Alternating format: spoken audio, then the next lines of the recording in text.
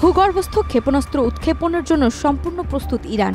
সেই সাথে প্যান্ডোরার বাক্স খুললে যুক্তরাষ্ট্র ও তার মিত্রদের চরম মূল্য দিতে হবে বলেও হুঁশিয়ারি দিয়েছে দেশটি। এতেই নড়েচড়ে বসেছে যুক্তরাষ্ট্র সহ শত্রু দেশগুলো। কি অপেক্ষা করছে তাদের জন্য? ইরান ঠিক কতটা ভয়াবহ রূপ নিয়ে দাঁড়াবে তাদের সামনে?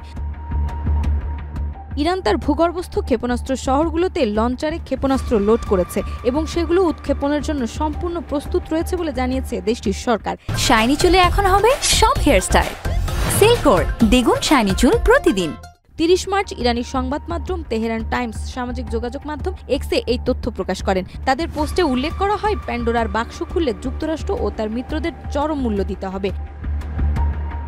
প্রতিবেদনে আরও বলা হয়, Islamic revolutionary guard corps IRGC commander major general Hossein Salami বলেন, আইআরজিসি অ্যারোস্পেস ফোর্স আধুনিক ক্ষেপণাস্ত্র তৈরির প্রকল্প চালিয়ে যাচ্ছে। শীঘ্রই আমরা নতুন ক্ষেপণাস্ত্র ও ড্রোনবাহী সামরিক স্থাপনা উন্মোচন করব, যা ইরানের শক্তির বিশালতা ও গভীরতা প্রকাশ করবে।